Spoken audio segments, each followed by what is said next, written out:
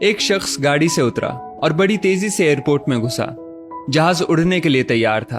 उसे किसी कॉन्फ्रेंस में पहुंचना था जो खास उसी के लिए आयोजित की जा रही थी। वो अपनी सीट पर बैठा और जहाज उड़ गया।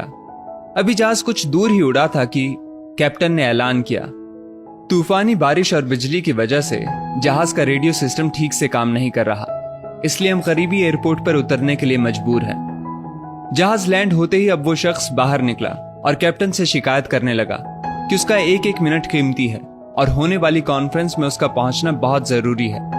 पास खड़े दूसरे मुसाफिर ने उसे पहचान लिया और बोला, डॉक्टर पटनायक, आप जहां पहुंचना चाहते हैं टैक्सी द्वारा यहां से केवल 3 घंटों में पहुंच सकते हैं। डॉक्टर ने उस शख्स का शुक्रिया अदा किया और टैक्सी लेकर निकल पड़ा।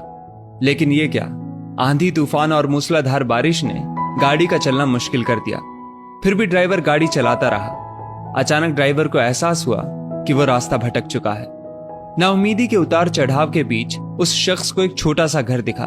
इस तूफान में वही गनीमत समझकर गाड़ी से नीचे उतरा और दरवाजा खटखटाया। आवाज आई, जो कोई भी है अंदर आ जाए, दरवाजा खुला है। अंदर एक बुढ़िया आसन बिछाए भगवत गीता पढ़ रही थी। उसने कहा, माँ जी, अगर इजाजत हो तो आपका फोन इस्तेमाल कर लूं।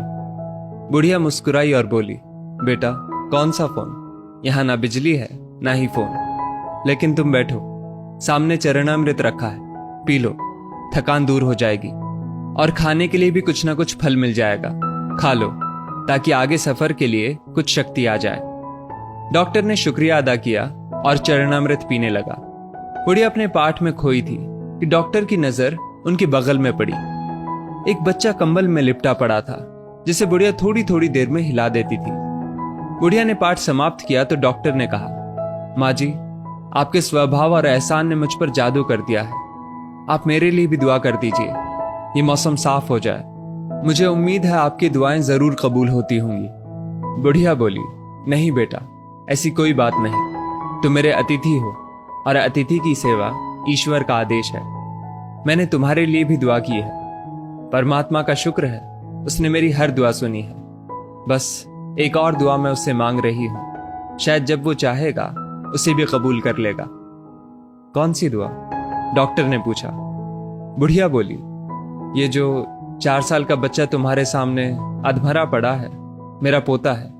ना इसकी माँ जिंदा है ना ही बाप। इस बुढ़ापे में इसकी जिम्मेदारी मुझ पर है। डॉक्टर कहते हैं इसे कोई खतरनाक रोग है जिसका वो इलाज नहीं कर सकते। वो कहते हैं एक ही नामवर डॉक्टर है। क्या नाम बताया था उसका? हाँ, याद आया, डॉक्टर पटनायक। वो इसका ऑपरेशन कर सकता है। लेकिन मैं बुढ़िया कहाँ उस डॉक्टर तक पहुंच सकती हूँ? बच्चे को लेकर जाऊं भी तो पता नहीं वो देखने के लिए राजी भी हो या नहीं। बस अब बंसी वाले से यही मांग रही थी कि वो मेरी मुश्किल आसान कर दे। डॉक्टर की आंखों से आंसुओं का सैलाब बह निकला। वो रूंधे कंठ से बोला, माई, आपकी दुआ ने हवाई जहाज को नीचे उतार लिया, आसमान पर बिजलियां कौंधवा दी, मुझे रास्ता भुलवा दिया ताकि मैं यहां तक खींचा चला आऊं। हे भगवान, मुझे यकीन ही नहीं हो रहा कि कन्हैया एक दुआ कबूल करने के लिए अपने भक्तों की इस तरह भी मदद कर सकता है। दोस्तों, वो ईश्वर सर्वशक्तिमान है। जहां इंसान बेबस हो जाता है वहीं से उसकी परम कृपा शुरू होती है। यदि इस वीडियो ने आपका दिल छू लिया हो तो इसे लाइक शेयर अवश्य करें और ऐसी ही बेहतरीन वीडियोस के लिए हमारा पेज जरूर फॉलो कर लें। धन्यवाद।